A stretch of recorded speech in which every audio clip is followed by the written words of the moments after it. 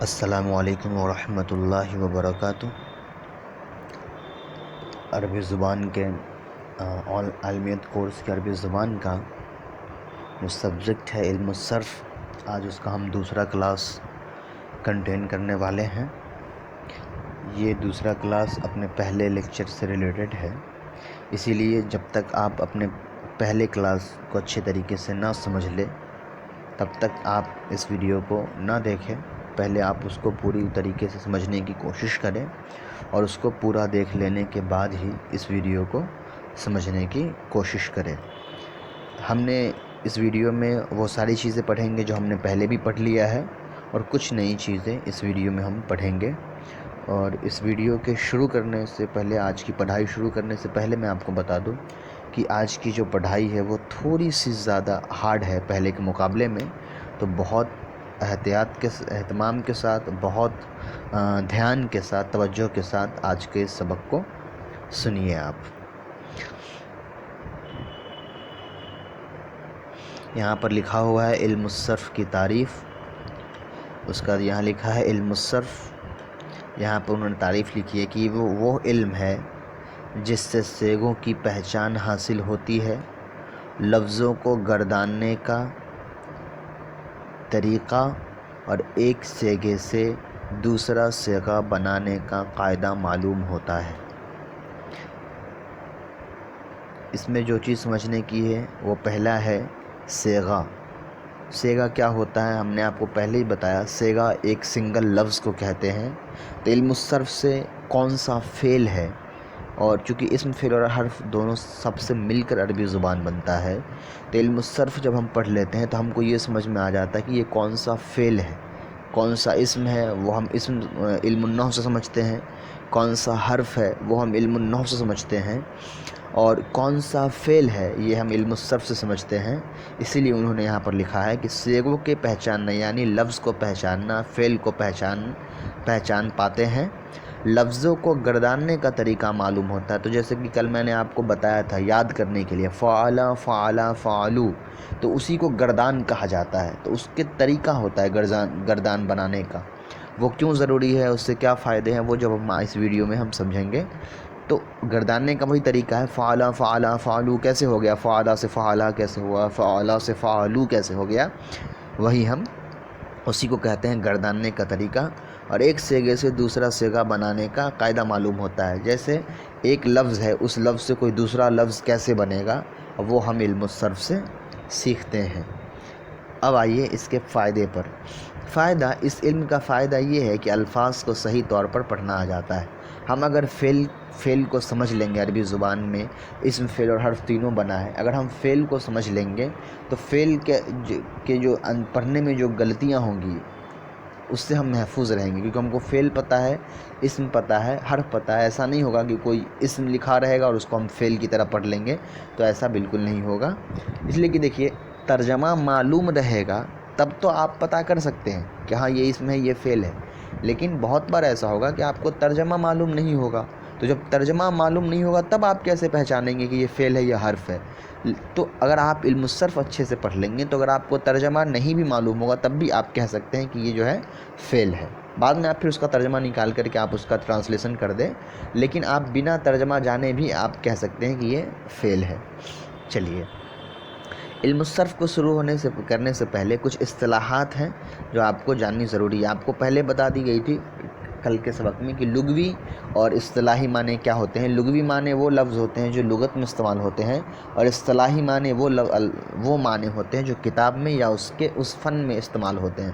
تو اس فن میں ضمہ، یعنی جس کو آپ پیش کہتے ہیں، اس کو جس کو آپ پیش کہتے ہیں اس کو ضمہ کہا جاتا ہے، جس کو آپ زبر کہتے ہیں اس کو فتحہ کہا جاتا ہے، جس کو آپ زیر کہتے ہیں اس کو کسرہ کہا جاتا ہے۔ تنوین جو ہے یہ تو آپ کو پتہ ہی ہے، دو زبر دو زیر دو پیش کو تنوین کہتے ہیں۔ حرکت زبر زیر پیش کو حرکت کہتے ہیں۔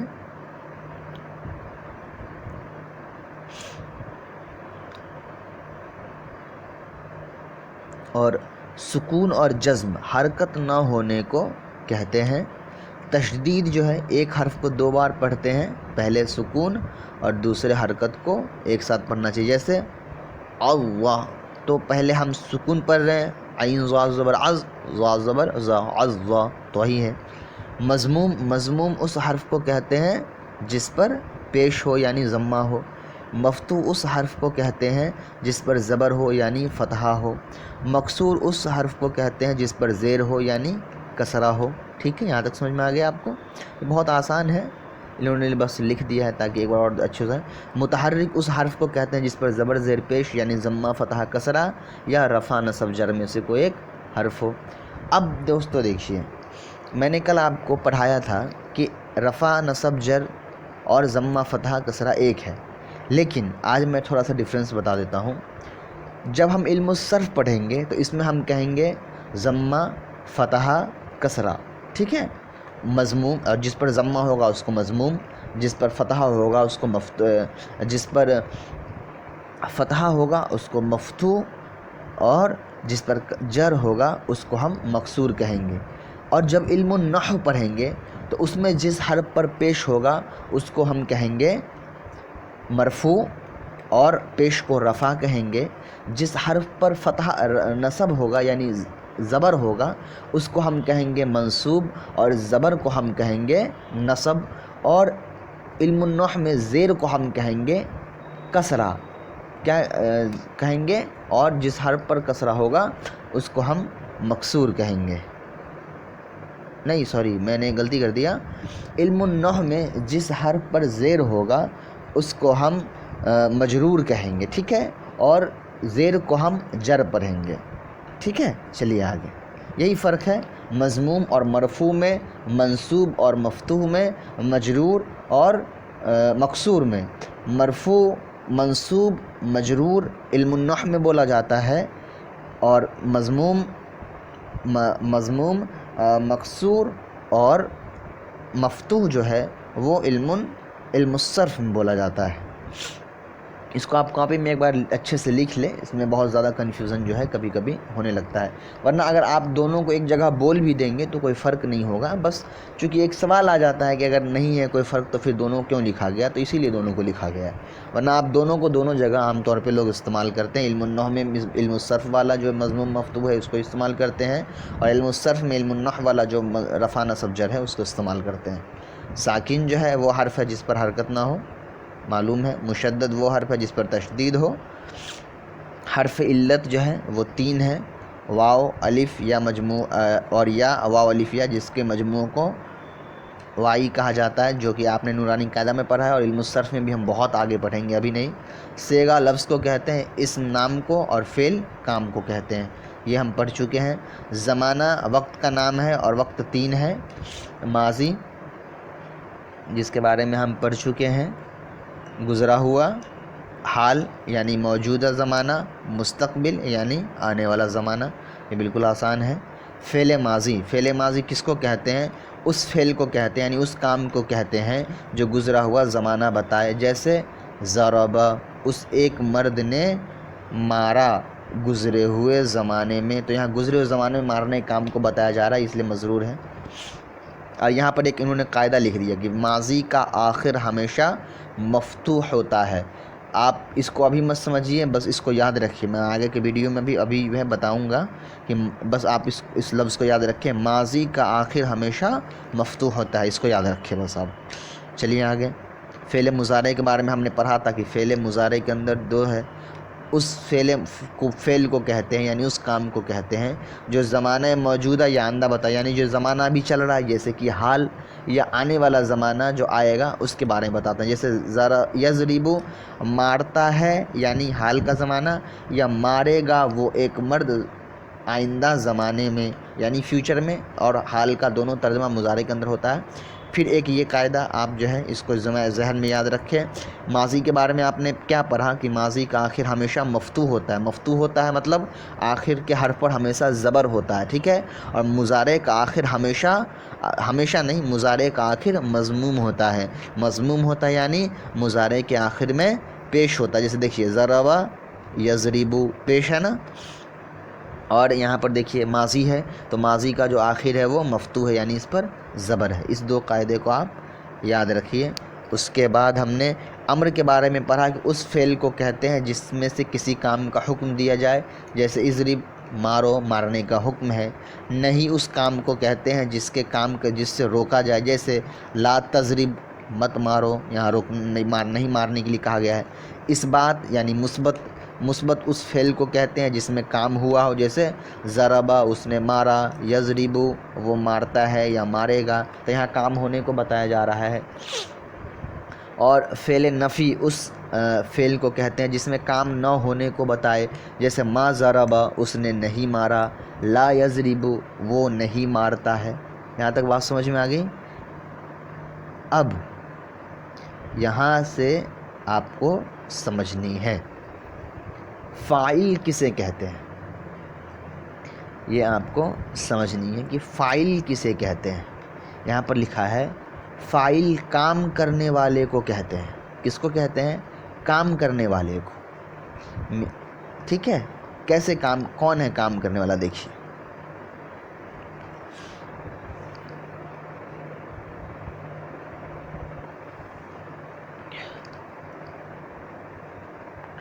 یہاں پر ضرب فعل ہے، ٹھیک ہے، فعل ہے یعنی ایک کام ہے، مارنا ایک کام ہے، تو جس انسان نے مارا ہوگا اس کو ہم فاعل کہتے ہیں، یعنی کوئی بھی کام جس کو انسان کرتا ہے اس کو ہم فاعل کرتے ہیں۔ یہاں پہ جیسے ضربہ ہے تو ضربہ مارنا ایک کام ہے، تو جس نے مارا ہوگا وہ فاعل ہوگا۔ جیسے یہاں پہ لکھا ہے اس ایک مرد نے مارا، تو یہاں پر فاعل کون ہے؟ مرد،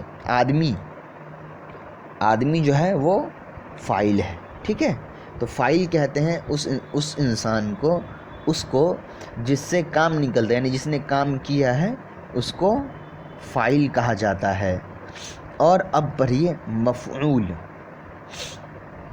مفعول کسے کہتے ہیں؟ جس پر کام کیا جائے، جیسے ضرب زید عمرا، مارا زید نے عمر کو۔ اس میں ضرب فعل ہے، زید فاعل ہے، عمر مفعول ہے۔ یہاں پر چونکہ بہت آسان الفاظ میں یہاں پہ خود لکھ دی گئی ہے، پھر بھی آپ اس کو سمجھیے۔ فاعل کہتے ہیں، فعل کہتے ہیں کام کو، فاعل کہتے ہیں جس نے کام کیا، مفعول کہتے ہیں جس پر کام ہوا۔ ضرب فاعل ہے، کیونکہ مارنا ایک کام ہے۔ زید فاعل ہے، کیوں فاعل ہے؟ کیونکہ اس نے مارنے کا کام کیا ہے۔ عمر مفعول ہے، مفعول کیوں ہے؟ کیونکہ اس کو مارا گیا، یعنی مارنے کا کام اس پر ہوا ہے۔ اب یہاں پر آپ ایک سوال پوچھو کہ ہم کیسے جانیں گے فاعل کون ہے، مفعول کون ہے، فعل کون ہے؟ تو وہ آپ آگے پڑھو گے۔ آپ جب تھوڑے سے اور آگے پڑھو گے نحو میں، صرف میں، کہ فاعل کیسا دکھتا ہے، مفعول کیسا دکھتا ہے، تو آپ کو پھر اپنے آپ آئیڈیا ہو جائے گا، ٹھیک ہے۔ ابھی میں آپ کو تھوڑا سا سمجھا ہی دیتا ہوں۔ دیکھو یہ فاعل ہے، اس کو آپ غور سے دیکھیے، اور یہ مفعول ہے، اس کے آپ غور سے دیکھیے، اس پورے لفظ کو مت دیکھیے۔ ہم جب بھی علم الصرف یا علم النحو میں پڑھتے ہیں تو صرف آخری لفظ کو پڑھتے ہیں، دال پر، یعنی جو آخری لفظ ہے اس پر کیا اعراب ہے۔ اب دیکھو فاعل پر جو ہے دو زبر ہے، اور مفعول پر فاعل پر جو ہے دو پیش ہے، اور مفعول پر دو زبر ہے۔ تو آپ جہاں کہیں بھی فاعل ہوگا تو فاعل کے آخر میں ہمیشہ دو زبر ہوتا ہے، یا پھر صرف ایک پیش ہوتا ہے، اور جو مفعول ہوتا ہے اس پر یا تو دو زبر ہوتا ہے یا پھر صرف ایک پیش زبر ہوتا ہے، ٹھیک ہے۔ تو یہ ہے فاعل، لیکن اس میں ہم اور تفصیل سے آگے پڑھیں گے، میں نے صرف آپ کو انٹرسٹ جگانے کے لیے کہہ دیا کہ فعل فاعل کیا ہوتا ہے۔ اس کے بعد یہاں پر جو ہے فعل معروف ہے، آپ دیکھ لیجئے۔ فعل معروف وہ فعل ہے جس میں کام کرنے والا معلوم ہو۔ فعل معروف کس کو کہتے ہیں؟ معروف کہتے ہیں پہچانے ہوئی چیزوں کو۔ تو فعل معروف کون سا فعل ہے؟ جس میں کام کرنے والا ہم کو معلوم ہو۔ جیسے دیکھیے ضربہ، اس کے آخر میں کیا ہے؟ دو پیش ہے، مطلب یہ فاعل ہے۔ تو ضربہ کا فاعل کون ہے؟ زیدن، تو یہاں کام کرنے والا زید ہم کو معلوم ہے، اسی لیے یہ کون سا فعل ہو گیا؟ فعل معروف۔ اس کے بعد آپ نیچے آئیے، یہاں پہ خود لکھا ہے کہ اس میں مارنے والا معلوم ہے اور وہ ہے زید، ٹھیک ہے۔ اس کا بعد ہے فعل مجہول۔ فعل مجہول کے بارے میں وہ کام ہے جس کے کرنے والا معلوم نہ ہو، جیسے ضرب امرن، یہاں پر آپ امرن کو کہ امرن کے اعراب کو جو ہے آپ اگنور کر دیجئے، ورنہ آپ کہیے گا کہ دیکھیے اس کے اوپر بھی تو جو ہے وہ دو پیش ہے، تو پھر یہاں پہ بھی تو موجود ہے لیکن بالکل تو زید والا ہی ہے، تو پھر اس کو کیوں کہا گیا ہے، اس سے الگ کیا گیا۔ یہاں پر کیا کہا گیا، فعل مجہول وہ فعل ہے جس کا کام کرنے والا معلوم نہ ہو۔ ضرب امرن کا ترجمہ ہوتا ہے امر کو مارا گیا، تو یہاں مار کھانے والا تو موجود ہے لیکن جس نے مارا ہے وہ موجود نہیں ہے۔ اور فعل مجہول کے بارے میں کیا کہا گیا، جس کا فاعل یعنی کام کرنے والا موجود نہ ہو، تو یہاں بھی امر کو مارنے والا موجود نہیں ہے، مار کھانے والا موجود ہے، اسی لیے یہ فعل مجہول ہے۔ اب یہ امر پر یہ فاعل جیسا اعراب کیوں آیا، اس کو ہم بہت تفصیل سے بہت آگے انشاءاللہ پڑھیں گے۔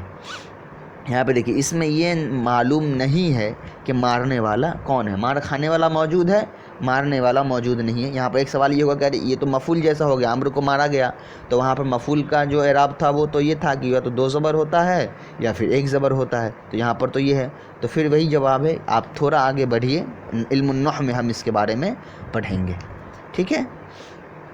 اس کے بعد یہ جو فعل لازم ہے یہ فعل متعدی ہے، یہ آپ کو ابھی سمجھ میں نہیں آئے گا، صرف آپ اس کا ترجمہ دیکھ کر آگے بڑھ جائیے۔ وہ فعل ہے جو فقط فاعل پر پورا ہو جائے، جیسے جلس زید، ذہب عمر۔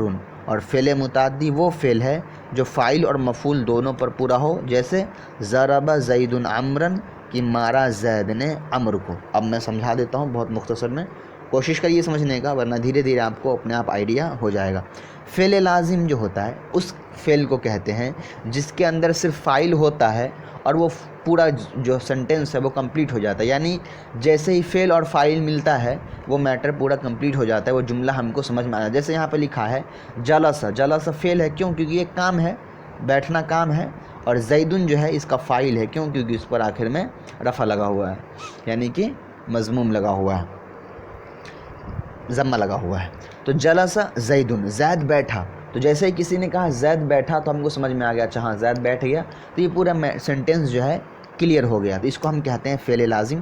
اور فعل متعدی کہتے ہیں ایسے فعل کو جس میں صرف فاعل جو ہے کام کرنے والا، صرف یہ کہہ دینے سے بات سمجھ میں نہیں آئے گی، جس پر کام ہوا ہے ہم کو وہ بھی کہنا پڑے گا۔ جیسے ضرب زیدن، اگر ہم صرف اتنا کہیں گے تو ٹھیک ہے زید نے مارا، لیکن یہاں پر جملہ ادھورا ہے، کس کو مارا ہے، کس چیز سے مارا ہے، اس میں اب شک ہے ہم کو، تو یہاں پر ہم کو مفعول لانا ضروری ہے، وہ ہے امرن، کہ زید نے مارا ہے کس کو، امر کو مارا ہے۔ تو اسی لیے فعل لازم اور فعل متعدی میں یہی فرق ہوتا ہے کہ فعل لازم جو ہے فعل اور فاعل سے مل کر بات سمجھ میں آ جاتی ہے، اور فعل متعدی ایسا ہوتا ہے جس میں فعل اور فاعل کے ساتھ ساتھ ہم کو مفعول کی ضرورت ہوتی ہے، تب جا کر ہم پوری بات سمجھ پاتے ہیں۔ اس کے بعد یہاں دیکھ لیجئے غائب۔ غائب وہ ہے کہ جب بات کر رہے ہو تو وہ موجود نہ ہو جس سے بات نہ کی جائے۔ اس میں تھوڑا پیچیدہ ہے، غائب کس کو کہتے ہیں، جو سامنے موجود نہ ہو وہ غائب ہے، سمپل اس کو یاد رکھیے۔ حاضر وہ ہے جس سے بات کی جائے، یعنی جس سے ہم بات کر رہے ہیں اور وہ سامنے ہے جس سے ہم بات کر رہے ہیں، تو وہ حاضر ہے۔ متکلم جو ہے اسپیکر کو کہا جاتا ہے، جو بات کرتا ہے اس کو متکلم کہا جاتا ہے۔ جیسے میں بات کر رہا ہوں تو میں متکلم ہوں، اور آپ میرے سامنے نہیں ہیں تو آپ غائب ہیں، آپ جب میرے سامنے ہوتے تو آپ حاضر ہوتے، ٹھیک ہے۔ تو حاضر، غائب، متکلم سمجھ میں آ گیا آپ کو۔ اب آپ سمجھیے واحد کس کو کہتے ہیں، ایک کو کہتے ہیں، تثنیہ دو کو کہتے ہیں، اور جمع دو سے زائد کو کہتے ہیں۔ عام طور پہ دو کا عدد نہیں ہوتا عربی انگلش میں وغیرہ میں، یا تو سنگلر ہوتا ہے یا پھر پلورل ہوتا ہے، ایک یا پھر زیادہ، لیکن عربی میں کیا ہوتا ہے، ایک کے لیے الگ لفظ ہوتا ہے جس کو ہم واحد کہتے ہیں، دو کے لیے الگ لفظ ہوتا ہے جس کو ہم تثنیہ کہتے ہیں، اور دو سے زیادہ جب ہوگا تب ہم جمع کہتے ہیں۔ یہاں تک بات سمجھ میں آ گئی آپ کو۔ اب یہاں تک بہت آسان چیزیں تھی، اس لیے میں نے بہت جلدی پڑھا دیا، ابھی ایکسپلین نہیں کیا۔ اصل جو مجھے پڑھانا ہے وہ یہاں سے پڑھانا ہے، یہ آپ کا آج کا اصل سبق ہے۔ یہ ساری سبق تو میں نے کل بھی پڑھا دیا تھا، اور کچھ چیزیں میں نے آج نہیں پڑھائی ہے، یہ ایسی چیزیں تھی جو آپ خود سمجھ سکتے تھے، لیکن ابھی یہاں سے جو سبق ہم پڑھائیں گے وہ بہت زیادہ امپورٹنٹ ہے، آپ اس کو دیکھیے۔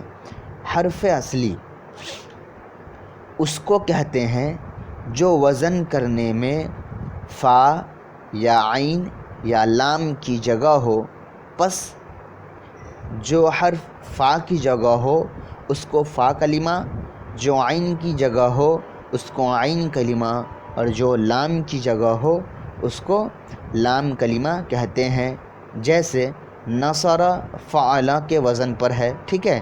اس میں نون جو ہے وہ فا کلمے کی جگہ ہے، صاد جو ہے وہ عین کلمے کی جگہ ہے، اور را جو ہے وہ لام کلمے کی جگہ ہے۔ یہ سمجھ میں آ گئی؟ ایک بار آپ پھر سے دیکھیں۔ حرف اصلی جو ہے وہ کیا ہے، آپ اس کو اس نوٹس سے سمجھنے کی کوشش کریے۔ یہاں میں نے لکھا ہے کہ حروف اصلی کون کون سے ہیں؟ پہلا فا، دوسرا عین، اور تیسرا لام، یہ حروف اصلی ہے، ٹھیک ہے۔ اب ہم پہلے سمجھتے ہیں حروف اصلی کی ہم کو ضرورت کیوں ہے۔ حروف اصلی کا جاننا ہمارے لیے ضروری اس لیے ہے کہ جب تک ہم حروف اصلی کو نہیں سمجھیں گے تو تب تک ہم عربی لفظ کو ڈکشنری میں تلاش نہیں کر پائیں گے، ٹھیک ہے۔ اسی لیے کہ عربی لینگویج میں بہت ساری چیزیں جو ہیں فعل میں خاص طور پہ وہ جب ایک پورا سینٹینس ایک لفظ لکھا ہوتا ہے تو اس کو تو فائنڈ آؤٹ کرنا بہت آسان ہوتا ہے، لیکن جب ایک سینٹینس لکھا ہوتا ہے تو اس میں سے ایک ایک ورڈ کو الگ سے تلاش کر کے اس کا ڈکشنری میں معنی دیکھنا، ٹھیک ہے، یہ بہت زیادہ مشکل ہوتا ہے۔ یہ ہم کو تب تک سمجھ میں نہیں آئے گا جب تک کہ ہم حروف اصلی نہیں سمجھیں گے۔ حروف اصلی کہتے ہیں ایک ایسے الفابیٹس کو کہ جس وقت وہ ورڈز بنایا گیا ہوگا وہ ورڈ، تو اس وقت صرف یہی الفابیٹس تھے، اس کے علاوہ کوئی الفابیٹس نہیں تھے۔ جیسے آپ یہاں پر تھوڑا سا ایک چھوٹا سا اوپر چلیے، میں آپ کو ایک مثال دکھاتا ہوں جس سے آپ کو سمجھ میں جو ہے انشاءاللہ تھوڑی بہت حرف اصلی کے بارے میں آپ کو سمجھ میں آ جائے گا۔ اب یہاں پر دیکھیے، جیسے لا تضرب لکھا ہوا ہے، ٹھیک ہے، تو لا تضرب میں جو ہے یہ تا جو ہے یہ ایکسٹرا ہے۔ کیوں ایکسٹرا ہے؟ کیونکہ ہم جانتے ہیں کہ فا عین لام کلمہ حرف اصلی ہے، تو فا عین لام کلمہ صرف 3 ہے، اور یہاں پر جو ہے یہ 4 لفظ ہے۔ کیوں؟ ایک تا ہے، ایک ضاد ہے، ایک را ہے، ایک با ہے، تو یہ 4 ہو گئے، اور ہم پڑھ کے آئے ہیں کہ حرف اصلی تو صرف 3 ہے، ایک فا عین لام۔ تو پھر ہم کیسے فائنڈ آؤٹ کریں گے کہ اس میں سے تا حرف اصلی میں ہے کہ ضاد حرف اصلی میں سے ہے؟ کیونکہ یہاں پر 4 ہے اور حرف اصلی 3 ہے، تو اس میں سے کوئی ایک ایسا لفظ ضرور ہے جو ایکسٹرا ہے، جو حرف اصلی نہیں ہے۔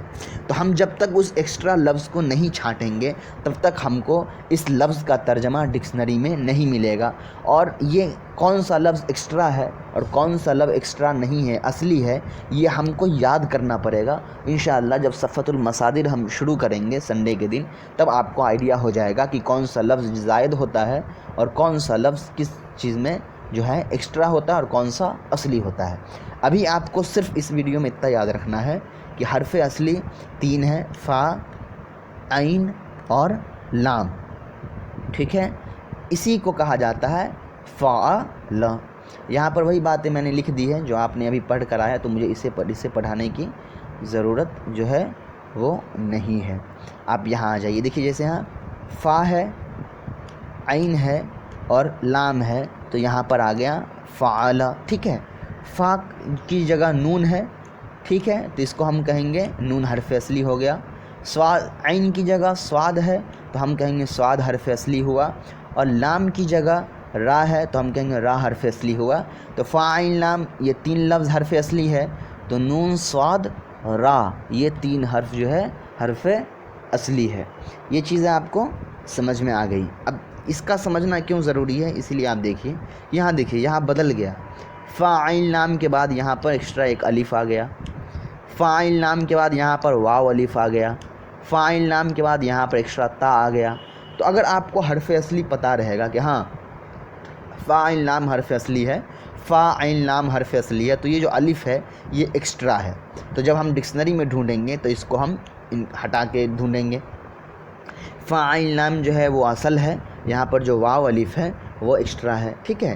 اسی طریقے سے آپ کو جب پتہ چلیں گے کہ فا عین لام یعنی نون صاد را حرف اصلی ہے، تو نون صاد را حرف اصلی ہے اور یہ الف جو ہے ایکسٹرا ہے، نون صاد را حرف اصلی ہے اور یہ واو الف جو ہے وہ ایکسٹرا ہے۔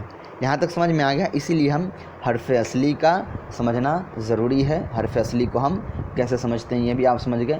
اگر کچھ چیزیں سمجھ میں نہیں بھی آ رہی تو وہ دھیرے دھیرے جب ہم پریکٹیکلی ٹرانسلیٹ وغیرہ کرنا شروع کریں گے یا ڈکشنری دیکھنا شروع کریں گے تو آپ کو سمجھ میں آ جائے گا. تو بالکل بھی پریشان مت ہوئیے کہ آپ کو جو ہے وہ چیزیں سمجھ میں نہیں آئی ہیں. ٹھیک ہے. حرف اصلی کے بعد حرف اصلی کا بالکل جو الٹا ہے وہ ہم دیکھ لیں. حرف زائد. حرف زائد کیا ہے؟ اس کو کہتے ہیں جو فا عین لام میں سے کسی کی جگہ پر نہ ہو. جیسے اب دیکھیے اجتنبا، ٹھیک ہے، اور افتعلا. ہم نے سمجھا کہ فا عین لام کلمات 3 ہے. یہاں پر کتنے لفظ ہیں اجتنبا میں؟ یہاں پر اجتنبا میں 5 لفظ ہیں. اب اس میں سے کوئی 3 صحیح ہے، باقی 2 لفظ جو ہے ایکسٹرا ہے.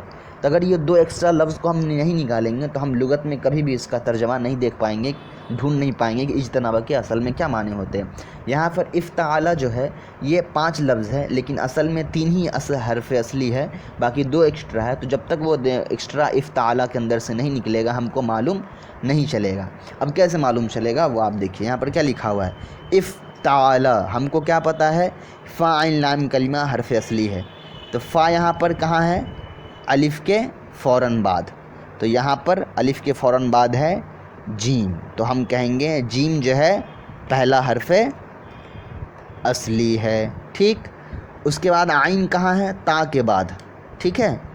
تو یہاں پر جو ہے تا کے بعد کیا ہے؟ نون ہے. تو ہم کہیں گے نون جو ہے یہ دوسرا حرف اصلی ہے. اس کا لام کہاں ہے؟ سب سے آخر میں. تو سب سے آخر میں یہاں کہاں ہے؟ کیا ہے؟ با ہے. تو ہم کہیں گے با حرف اصلی ہے. تو ہم نے کتنے حرف اصلی کو نکالا؟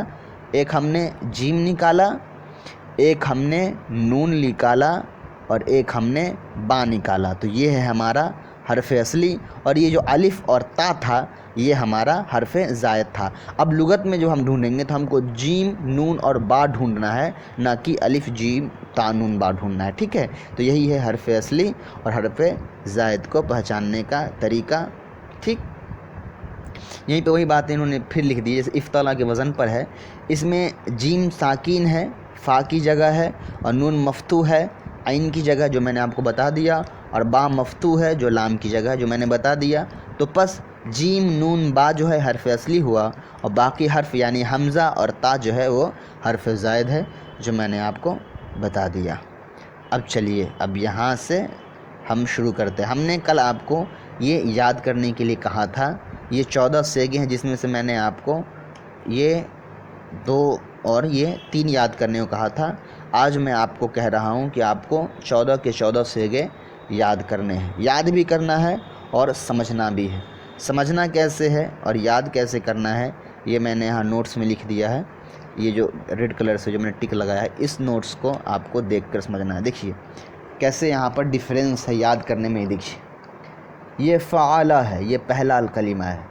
اس کو آپ یاد کیسے کریں گے؟ آپ کہیں گے فعلا واحد. واحد مطلب ایک، مذکر مطلب مرد، غائب مطلب حاضر. فعلا فعل ہے. تو یہ ایک ایسا فعل ہے جس کا فاعل جو یہ واحد جو ہوتا ہے یہ فاعل کے بارے میں کہتے ہیں. یہ فاعل واحد ہے، یہ مذکر بھی فاعل ہے، اور یہ غائب بھی فاعل ہے.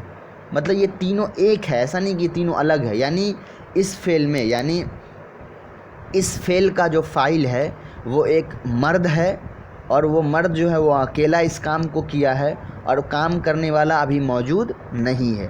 یہ ہے مطلب اس کا. تو فعلا کا مطلب ہوا فعلا واحد مذکر غائب کا مطلب ہوا یہ کام کیا ایک اکیلے مرد نے جو غائب ہے، حاضر نہیں ہے. اور یہ فعل جو ہے ماضی ہے. ماضی کیوں ہے؟ اسی لیے کہ اس کے ترجمے میں ماضی کا جو ہے معنی آ رہا ہے. باقی ہم آگے پڑھیں گے کہ اگر ہم کو ترجمہ نہیں معلوم ہے تب ہم کیسے ماضی اور حال مستقبل کو پکڑیں گے. اور مثبت ہے. مثبت کیوں ہے؟ اس لیے کہ مثبت اس فعل کو کہتے ہیں جس کے اندر ہم کو کام ہونا بتایا جاتا. تو یہاں پر فعلا اس ایک مرد نے کام کیا ہے، تو یہاں پہ کام ہونے کو بتایا جا رہا ہے، اسی لیے یہ مثبت ہے. اب دیکھیے یہاں پر میں نے لکھ دیا ہے فا، عین اور لام تینوں پر فتحہ ہے. پہچاننے کا طریقہ تینوں پر فتحہ ہے. ٹھیک ہے. اب ہم نے پہلے کیا پڑھا تھا اسٹارٹنگ میں؟ فعل ماضی کا آخری کلمہ جو ہوتا ہے لام کلمہ یعنی جو لام کی جگہ ہو آخری میں وہ ہمیشہ مفتوح ہوتا ہے، یعنی فتحہ ہوتا ہے، زبر ہوتا ہے. تو یہ ہم کو یاد ہو گیا. دوسرا ہے فعلا. پہلا ہے فعلا، دوسرا ہے فعلا. یہ تثنیہ یعنی اس میں کام کرنے والا جو آدمی ہے وہ دو ہے. اس میں بھی غائب ہے لیکن کام کرنے والا دو ہے. یہ بھی ماضی کا فعل ہے اور اس میں بھی کام ہوا ہے، اسی لیے یہ مثبت ہے. اب یہاں پر میں نے لکھا ہے کہ لام کے بعد جو ہے الف زائد ہے. تو اب آپ کو یہاں پہ دو باتیں سمجھ میں آ گئی. پہلا جو واحد مذکر غائب کا صیغہ یعنی جس کے اندر ایک آدمی نے کام کیا ہے فعل، اس کے اندر لام پر فتحہ ہے. اور جو دوسرا صیغہ ہے فعلا، اس کے اندر لام کے بعد الف زائد ہے. ٹھیک ہے. تو اب آپ کو پتہ ہے کہ فاعل نام حروف اصلی ہے، تو فاعل نام حروف اصلی ہے اور یہ جو آخری کا الف ہے وہ بالکل زائد ہے. اسی طریقے سے فعلو ہے، فعلت ہے، فعلتا ہے. تو فعلو کے جو ہے یہ جمع مذکر غائب، جمع یعنی کہ دو سے زیادہ. تو دو سے زیادہ غائب مردوں نے یعنی وہ آدمی لوگوں نے کام کیا جو موجود نہیں ہے، غائب تھا. یہ ماضی کا صیغہ ہے اور یہ بھی مثبت ہے. اس کے اندر واو اور الف جو ہے وہ زائد ہے اور فاعل نام جو ہے حروف اصلی ہے. اس کے بعد فعلت یہ واحد ایک مؤنث، آپ کو پتہ ہے مؤنث کسے کہتے ہیں؟ مذکر کہتے ہیں مرد کو، مؤنث کہتے ہیں عورت کو. تو یہاں پر تین جو صیغے تھے اوپر کے اس میں سے ایک، دو اور یہ تین، اس میں تھا کہ ایک مرد نے کام کیا، دو مرد نے کام کیا، تین مرد نے کام کیا. اب یہاں سے ایک عورت نے کام کیا. ایک عورت کون عورت؟ جو غائب ہے، ماضی مثبت کا ہے. اس کے اندر جو ہے تا حرف زائد ہے. کیوں؟ کیونکہ فعلا حرف اصلی ہے. اس کے بعد فعلتا تثنیہ ہے، اس کے اندر دو غائب عورتوں نے کام کیا ہے. تو لام کے بعد تا اور الف جو ہے یہ زائد ہے. فعلا حرف اصلی ہے. اس کے بعد فعلنا جو ہے اس کو یہاں پر اصل میں یہ غلطی لکھا ہے، آپ اس کو جو ہے میں مسٹیک کر گیا. تثنیہ کے بعد جو ہوتا ہے وہ دو سے زیادہ کے بعد جمع ہوتا ہے. تو یہاں پر آپ جمع کرو گے، جمع مؤنث غائب کہ یہاں پر نون جو ہے وہ بالکل زائد ہے اور فعلا حرف اصلی ہے. یہ چیزیں آپ کو سمجھ میں آ گئی. اب آپ ایک کیچ دیکھو، ایک ٹرک دیکھو، اس کو یاد کیسے کیا جاتا ہے. 14 صیغے ہیں، اس میں سے پہلا دیکھو، پہلا کس کے لیے ہے؟ پہلے میں جو مرد ہے ایک مرد ہے اور وہ غائب ہے، دوسرے میں دو مرد ہے اور تیسرے میں تین مرد ہے، یہ تینوں غائب ہیں. ٹھیک ہے. اس کے بعد پھر غائب کے بعد ایک عورت غائب ہے، دو عورت غائب ہے، تین عورت غائب ہے. تو اس طریقے سے اس کو یاد کرنا ہے. اب تین عورت غائب کا ہو گیا تو اب کیا ہوگا؟ پھر تین مرد یعنی ایک واحد مرد حاضر کا ہوگا، پھر دو مرد حاضر کا ہوگا، پھر دو سے زیادہ مرد یعنی جمع مرد حاضر کا ہوگا، پھر ایک عورت حاضر کی ہوگی، پھر دو عورت حاضر کی ہوگی، پھر دو سے زیادہ عورت حاضر کی ہوگی. اس طریقے کا بالکل ٹریکی صیغہ ہے، نارمل آسان ہے. تو آپ کا آج کا جو ٹاسک ہے وہ بہت انٹرسٹنگ ہے. اگر آپ نے آج کے ٹاسک کو کمپلیٹ کر لیا، اس کا مطلب آپ علم الصرف میں بہت زیادہ آگے، بہت کم وقت میں بہت کچھ آپ زیادہ سمجھ رہے ہو. اس لیے کہ یہ جو ٹاسک ہے یہ مدرسوں میں سمجھانا بہت مشکل ہوتا ہے اور بچوں کے لیے بھی سمجھنا بہت مشکل ہوتا ہے. میں نے اپنی طرف سے پوری کوشش کی کہ اس کو پورا ایکسپلین کر کے سمجھاؤں. تو ہو سکتا ہے کچھ چیزیں سمجھ میں آئی ہوں، کچھ چیزیں نہیں سمجھ میں آئی ہوں. تو آپ ٹاسک بنا کر دیکھیں بنتا ہے یا نہیں. اگر بن گیا تو ٹھیک ہے، ورنہ انشاءاللہ میں پھر اگلے ویڈیو میں آپ کے ٹاسک کو بناؤں گا. آپ کا ٹاسک یہ ہے کہ یہاں پر جو ہے یہ 1 2 3 4 5 6 7 8 9 10 11 12 اور یہاں پر 13 اور یہ آخری 14. جو میں نے بتایا یہ کل 14 صیغے ہیں، یہ 14 صیغے لکھے ہوئے ہیں. پہلا صیغہ جو ہے وہ فعلا سے سٹارٹ ہے پورا 14، پھر میں نے نصرہ سے لکھا ہے. اور جیسا فعل ویسا ہی اسی کے وزن پر میں نے نصر کو بنا. جیسے یہاں فعل تینوں کلمے پہ فتح ہے، یہاں بھی نصر پہ فاعل لام کلمے فتح ہے.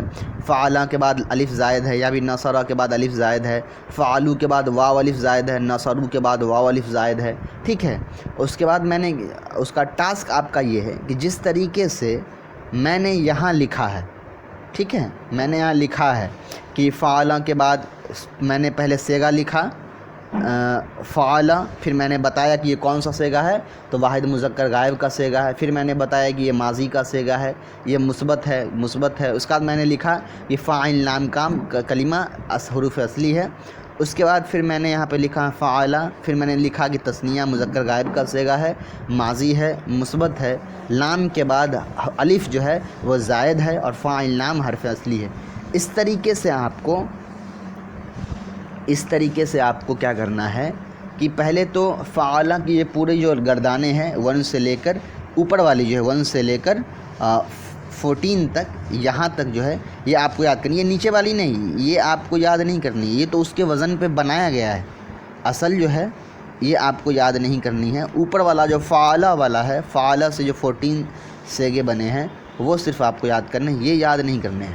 ٹھیک ہے. تو سب سے پہلا کام تو آپ کا یاد کرنا ہے. دوسرا کام یاد کرنے کے بعد کیا ہے کہ آپ اسی طریقے سے فعلا سے لے کر پورا 14 صیغے لکھیں گے، اور ہر ایک 14 صیغے میں ایکسٹرا لفظ کون سا ہے اور اصل لفظ کون سا ہے وہ آپ کو لکھنا ہے. یہ 2 کام ہو گیا. اور تیسرا کام یہ ہو گیا ہے کہ لکھ لینے کے بعد آپ کو فائنڈ آؤٹ کرنا ہے کہ کس صیغے میں کس صیغے کا ہم کیا سائن ہے جس سے ہم پہچانتے ہیں کہ یہ صیغہ کون سا ہے. اس کو کیسے سمجھنا ہے آپ دیکھیے. یہ فعلت ہے، یہ واحد مؤنث غائب کا صیغہ ہے. تو اس کو ہم نے کیسے سمجھا؟ تو اس کا ہم نے سمجھا کہ اس کے آخر میں جو ہے نا تا ساکن ہے. تو یہ اگر آپ کو رول پتہ چل گیا کہ جس کے ماضی کے جس فعل کے اندر بھی آخر میں یہ تا ساکن ہوگا 100% وہ صیغہ جو ہے واحد مؤنث غائب کا صیغہ ہوگا. فعلنا ہے یہاں پر، جیسے یہاں پر جو ہے فعلنا ہے، تو ہم نے دیکھا کہ نون پر زبر ہو اور اس سے پہلے جو ہے لام پر جزم ہو.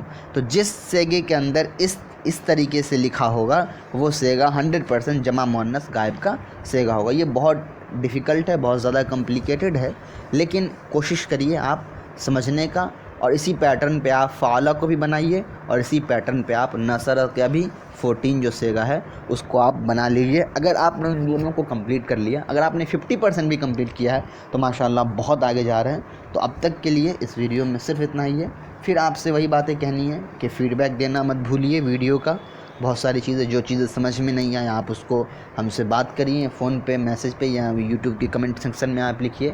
اس مدرسے کے بارے میں بھی آپ جہاں تک ہو اس کو پھیلائیے، اور اس ویڈیو کے ریلیٹڈ جو فیڈ بیکس ہیں آپ کو کیسا لگا، کیا امپرومنٹ ہونا چاہیے، کیا وہ ساری چیزیں آپ جو ہیں ضرور اس ویڈیو میں ہم کو بتائیے. ویڈیو کے جو ہے نوٹس آپ کو دیے گئے تھے پہلے 1 دن پہلے. تو ابھی آج کے اس ویڈیو میں صرف اتنا ہی. اللہ تعالی ہم سب کو دینی تعلیم صحیح جذبے کے ساتھ اور صحیح نیت کے ساتھ سیکھنے کی توفیق عطا فرمائے. جزاکم اللہ خیرا و احسن الجزاء. السلام علیکم ورحمۃ اللہ وبرکاتہ.